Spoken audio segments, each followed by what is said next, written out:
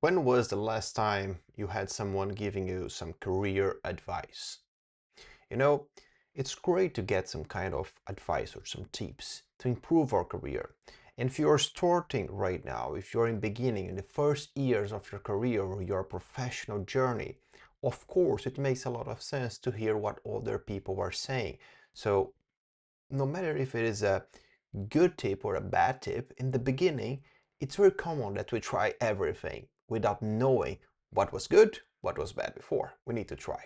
But this video is aiming to help you to understand how some of the best advice on the internet from podcasts or from books or from many other sources, or some of them very popular, can actually be a trap if you don't understand exactly what they mean. That is the idea with this video, and I want to cover a little bit more on how you can be careful and at the same time use this advice for the best way possible to your career. Okay, we're going to cover 10 of them, 10 advice that sounds great, but they can actually hurt you if you don't understand clearly what they mean. The first one, it's one that actually we hear a lot, right, all the time. Follow your passion. The problem with follow your passion is that passion normally does not come to us from a professional perspective in the beginning. We don't discover our passion or purpose and then just start working. This is not how it works. Normally we work on something, we see if it is boring or if it is good enough, but after some time doing that, after some time feeling the challenge, and then of course there is a moment that you realize, okay, I can really do this for 10 years, for 20 years. I love what I'm doing here. But the problem is that this advice gives you kind of a perspective that you're going to find this passion, this thing you love in the beginning of your career. But this is not true. And unfortunately, I see many young people starting a course, starting something, not giving them enough time to try, to feel the challenge, to see their skills and be developed. And they just leave, not giving themselves the chance to improve, to move forward, to get some progress and find the passion on what they are doing. The second one is also one very common for young people. Fake it till you make it. It has a good purpose. There's a good thing on this advice that is trying to give you the insurance that things are going to be good if you at least try. But the problem is it's hard and it's risky to fake something that you are not that good, or feel like try to just feel confident without really having the trust on your skills and abilities. So if you don't know something, it's really good that you express your willingness to learn, but be clear, be open about your capacity or your abilities, what you can and what you can't do at some point of your career. Okay, I've been working with project management for more than 10 years now, and I still love to ask the most dumb questions when I don't know something, because this way I keep myself learning and evolving and get something new to myself every single time. And every single week is the discovery is still to something new, to something that I didn't know before.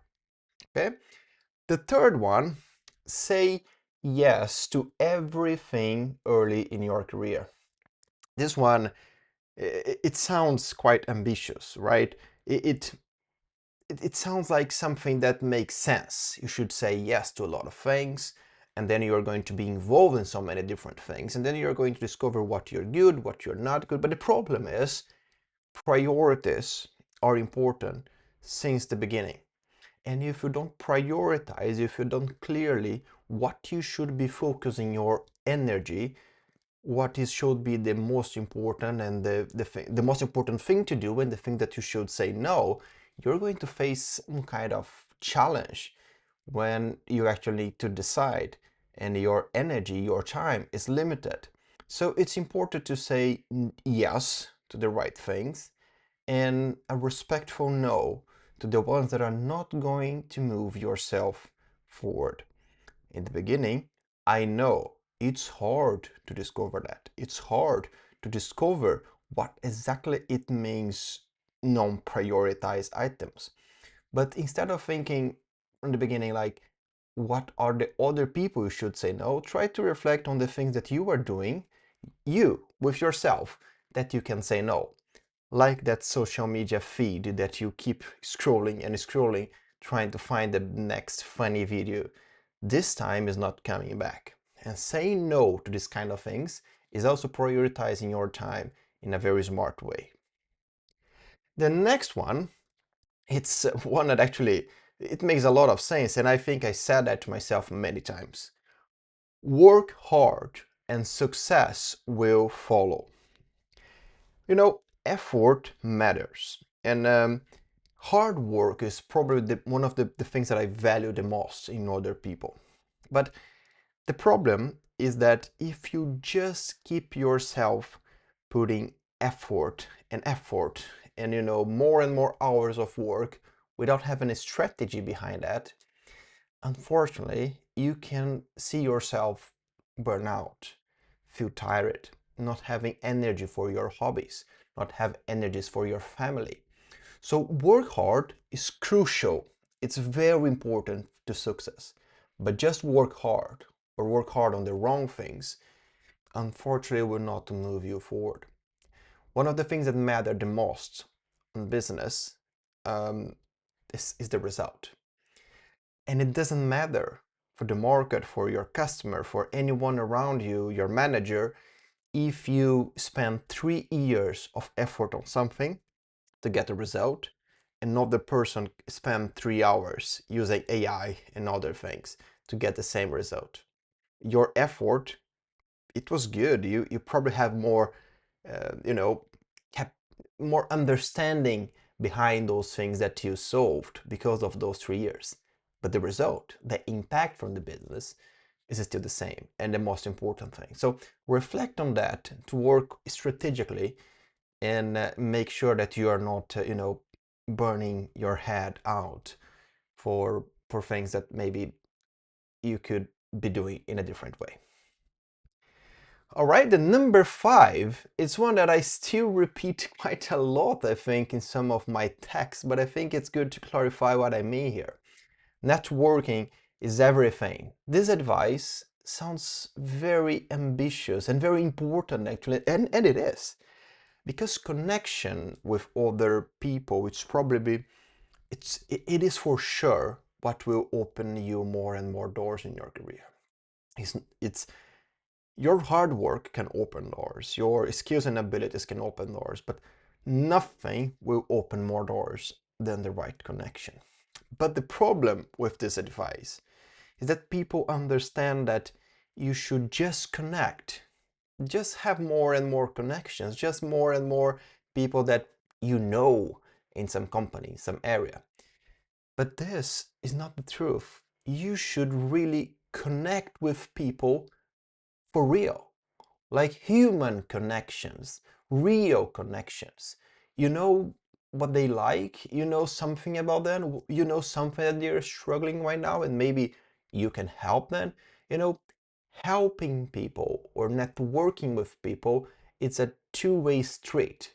And you should be actually the one doing the most for other people if you expect that you can get some help as well in the future when you need it. But don't connect with people just with this intention of getting something back in the future. If you do that, unfortunately, you're going to make a big, big mistake to your career. The number 6, it's one that people, I think, interpret in the wrong way. It's the advice of never settle. It you know, growth happens in cycles, but cycles need to have its time. So if you are in a job position right now and you are already thinking about the next one, strategically can be good, but in practice, in execution, you should really be concerned about doing your best in the chair that you are sitting right now. And people confuse this advice. They think that is about always be looking for the next thing. And in reality, you should, yes, know what your next step should be, or at least have some clarity where you're walking.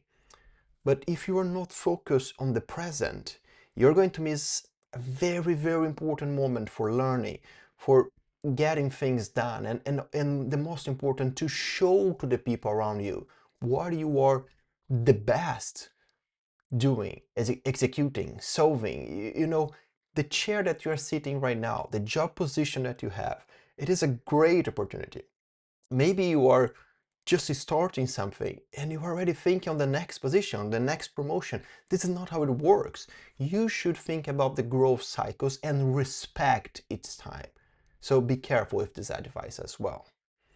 Number 7, and as I said, we're going to talk about 10 different ones. And number 7 is find a mentor that is where you want to be. You know, mentors are great. I have more than one. And then they really help me to reflect, to see things from a different perspective. They talk with me about their mistakes, they talk with me about their successes and what they did to achieve that. And you know, this is, as I'm saying, fantastic. It's something that I think really, I really think that is important. But the problem, you know, is that you should not find your path or the path of a mentor to be your path just because, you know, it worked for them. You should always be careful because different people have different backgrounds, and those different backgrounds, they can create complete different careers depending on how they react to the different things that happen to them. So you can learn with that, and it can be great to have a mentor. But if you are trying to copy someone just because they are in that position, you're going to put yourself in a risky situation of not knowing by yourself, not creating your own algorithm to make decisions, to structure where you're going. So again, having a mentor is great, but be careful, because just because someone is there, it doesn't mean, and they have this path to get there, it doesn't mean it will work for you. Listen to that, what they are saying. Respect their experience, but learn by yourself to take the decisions, to know why you are saying yes to something and why you're saying no to something else. Then the number 8 is the customer is always right. You know, this one is for sure one that work and maybe still work in some industries, but right now, majority of people working, they have not only the real customer who is buying a product or a service from them, but they actually have different stakeholders on projects. They have different people to connect that are using their product, is still not customers. And they also have different managers across the company. So the idea behind having a customer is changing. And if you are not careful with this, you know, having the idea that the customer is always right, maybe you are going to miss important innovation opportunities. And I think one of the best examples for that, I mean, every time we talk about innovation, we talk about them, right? Apple. With the iPhone, they delivered something to the market that it was not exactly what the customer asked for. You know, the customer wanted to listen to music, and they wanted to send emails and connect with people. And of course, they wanted to browse the internet. I think the iPhone was launched in 2007 or 2007, I think, yeah. So they wanted different things. What they didn't know is that they wanted everything into one single device. And now they have it. But when Apple delivered that, they were not really listening to or considering the opinion of the customer per se. They were taking the considerations, taking the different feedbacks to build something with that. And that's exactly what you should do.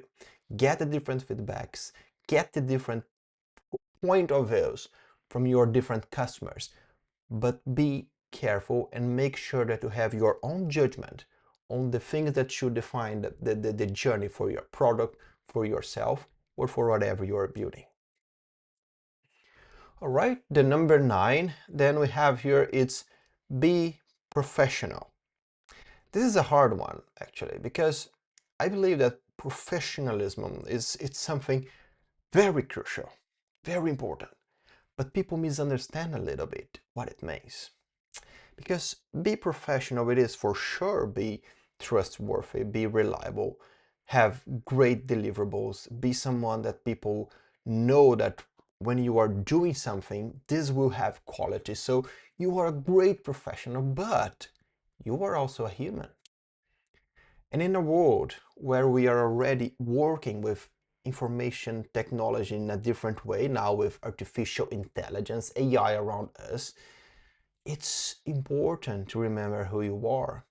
So be professional, but also be human. If you have emotions floating around you, maybe use them. Maybe use them, because this is what makes you different. It doesn't matter what position you are. You should have something that makes you different from the other people doing the same thing. And being yourself is normally what makes you show what you can deliver differently, because you are a different person. So be professional, but remember that you are a human after all.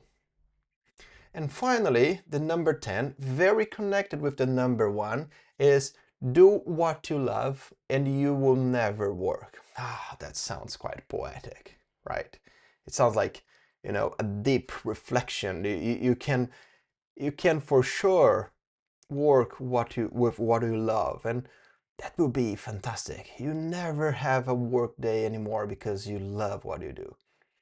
I'm sorry, but I need to tell you, work, it is work. Business is business. And you can, of course, love what I do. I love what I do. But when you get something that is your passion, the thing that you love, let's say you enjoy fishing, for example, and you start working with that, suddenly it's not more, about fishing anymore. It's now about something else. You need to deliver some kind of goals and targets to someone else. You have managers, you have customers, you have people around you, you have people who want to give opinions about your work. And then the hobby is not a hobby anymore. That's a business. Or think about writing. You love to write. You do that every single day because it's natural. You just have a passion for that. But now you're working on a magazine. You are a writer there, and you have targets of words that you should write every day, and you should submit that to a person who have different perspective of you, and they want you to edit there. And now you are in a flow every single day, using writing as just something else, not your passion anymore, but the thing that you use to make your life, to make your money. So be careful with this advice, because passion, it's something that for sure should be on what you're doing. I will repeat what I said. I love what I do. It's great. I have a lot of energy. But is it still work? Is it still what I do for life? And when I'm doing these videos, for examples, I love speaking to you. I feel that for some reason I'm talking specifically with one person, that is you. And I think it's great, right? This moment. But then I need to think about the coordination for this content and the scheduling and many other things that the algorithm is telling me that I need to do. And I'm already not respecting many things here. YouTube, for example, I discovered they don't like the silence between the words that I'm using right now. So they teach that you should be cutting those silences till the video is more, flowing in a better way. That's not me. I think the silence, the breathing, it is important, it is good. It was make the conversation flowing. And that is who I am. So rethink those advices. As I said, any advice here, any one of those 10, they are quite good. And you can learn a lot of them. You can take something very good from each one of them, but you need to be careful. Because if you just follow the advice blindly, not reflecting, not thinking, not being careful, they can for sure hurt you. So that's my tip for you. If you like this content, explore more what I'm creating for career, management, and leadership. I'm doing a lot of content, preparing them for you. And I invite you to know more about that. If you like the video, like that, subscribe to the channel, and see you in the next one.